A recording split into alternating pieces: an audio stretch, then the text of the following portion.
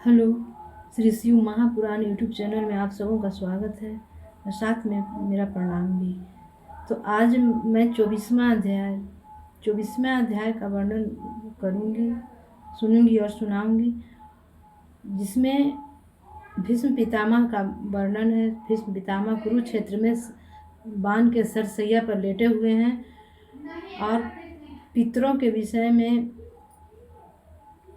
श्राद्ध देव से पितरों के विषय में का वर्णन कर सुनाते हैं युधिष्ठिर को, और कि पुत्रों की पूजा करने से पितर किस प्रकार प्रसन्न होते हैं, किस प्रकार पूजा करेंगे तो पितर प्रसन्न होते हैं, तो हमें दोनों लोक में सुख की प्राप्ति होती है। तो सबसे पहले मैं अपने वर्णन 24वां अध्याय का वर्णन करने से पहले मैं अपने शिव गुरु की स्तुति करती हूँ।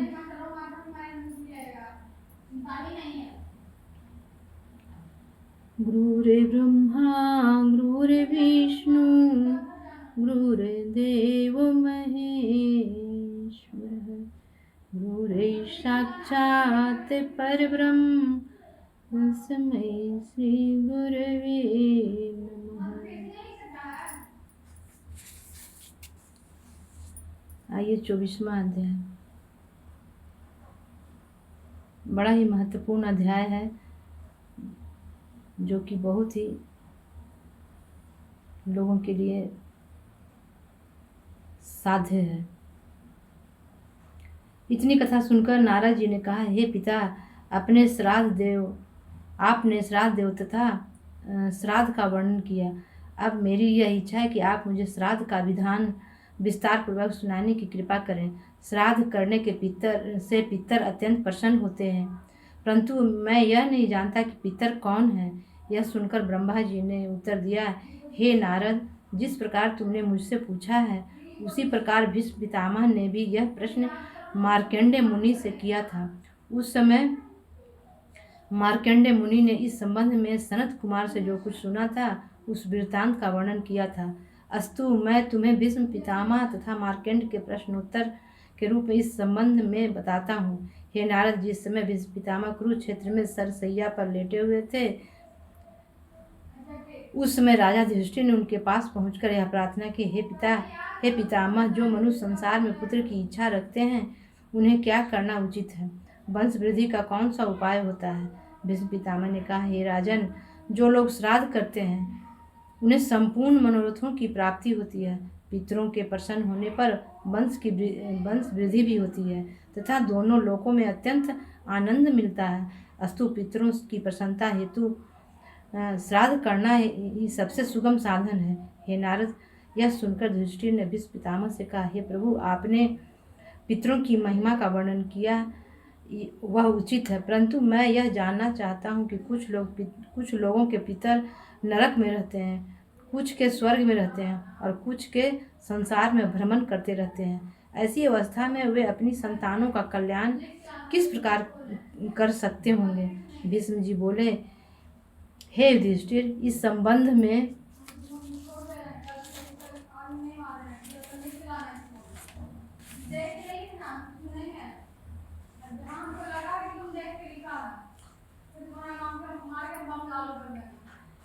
मैं तुम्हें एक वृत्तांत सुनाता हूँ। एक दिन जब मैं श्राद्ध करने को उद्यत हुआ, उस समय मेरे पिता महाराज शांतनु दिव्य स्वरूप धारण कर मेरे समीप आए।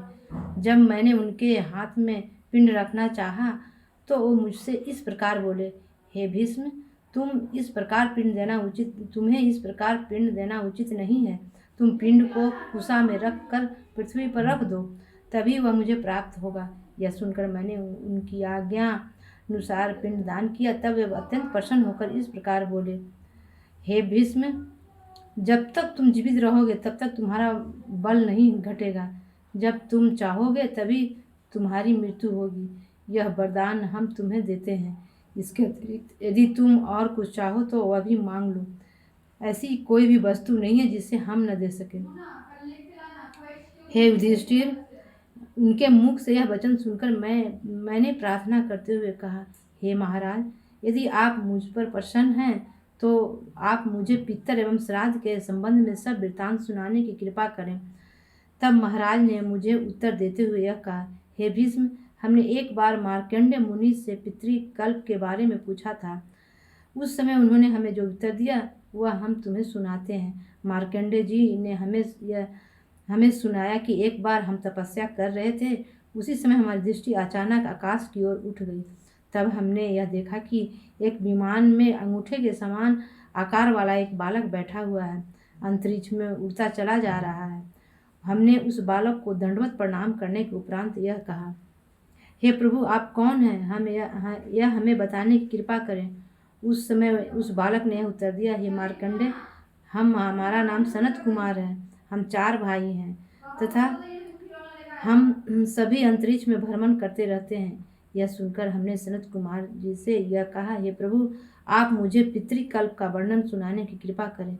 तब सनत कुमार जी ने उत्तर दिया, वह इस प्रकार है। सनत कुमार जी ने कहा, हे मार्कंडेय, पूर्व काल में जब ब्रह्मा जी ने देवताओं का उत्पन्न किया तो उन्होंने सबको यह आज्ञा दी कि तुम हमारी संतान अस्तु एक किया करना, परंतु देवताओं ने ब्रह्मा जी की इस आज्ञा को नहीं माना। वे केवल अपने ही प्रयोजन में लगे रहे।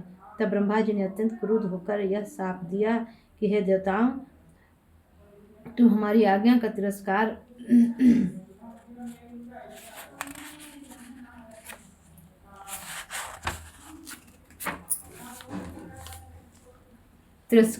किया। अस्तु तुम ब्रह्म ज्ञान एवं सत्य ज्ञान से रहित होकर माया में भटकते रहोगे। ब्रह्मा जी के इस शाप के कारण सब देवताओं का ज्ञान नष्ट हो गया। तब वे अत्यंत दुखी होकर उनके शरण में गए और अत्यंत सेवा करके यह कहने लगे, हे पिता, आप हमारे अपराध को क्षमा कर पुनः ज्ञान प्रदान करें। उस समय ब्रह्मा जी ने उनसे यह कहा, हे देवताओं, तुम सब अपने विमानों से नीचे उतरकर अभिमान त्याग कर अपने पुत्रों के पास जाओ और इस संबंध में उनसे प्रार्थना करो। ब्रह्मा जी की इस आज्ञा के अनुसार सब देवता अपने पुत्रों के पास गए तथा उनसे यह कहने लगे कि तुम हमें ज्ञान प्रदान करो। उस समय उन सभी पुत्रों ने अपने अपने पिताओं को संबोधित करते इस प्रकार कहा, हे पुत्रों, तुम अब पूर्वत पुनः ज्ञान प्राप्त करोगे। जब देवताओं ने अपने पुत्रों के मुख से अपने लिए पुत्र संबोधन सुना तो वे अत्यंत आश्चर्य में भरकर ब्रह्मा जी के पास गए तथा लज्जित होकर यह प्रार्थना करने लगे कि हे पिता, यह तो बड़ा अंधेर है कि हमारे पुत्र हम ही को अपना लड़का कहते हैं। आप कृपा करके यह भेद हमें समझावें। देवताओं की प्रार्थना सुनकर ब्रह्मा जी ने उत्तर दिया, हे देवताओं, तुम्हारे पुत्र ज्ञानी तथा विद्वान हैं।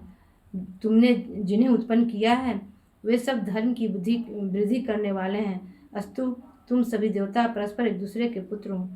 अब तुम्हें यह उचित है कि तुम सब मिलकर जप करो, तभी हम तुम्हें आनंद प्रदान करेंगे। हे मार्कंडेय, ब्रह्मा जी के मुख से पितरों का यह मुख्य वृत्तांत जानकर सब देवता अत्यंत प्रसन्न हुए। उसी समय वे सब देवता तथा पितर संयुक्त होकर संसार के संपूर्ण कार्यों को करते हैं। जो मनुष्य पितरों का श्राद्ध करते हैं वे अपने संपूर्ण मनोरथों को प्राप्त करते हैं। सभी पितर परस्पर एक दूसरे के पुत्र हैं।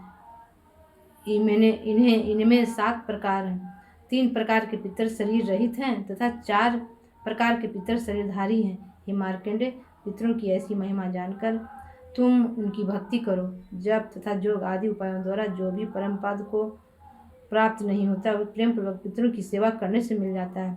जो मनुष्य अपने गोत्र का उच्चारण कर शुद्ध मंत्रों तथा पितरों को पिंड दान करते हैं वे सदैव प्रसन्न रहते हैं। श्राद्ध के समय पिता पितामह आदि सभी पिंड ग्रहण करने के लिए आते हैं।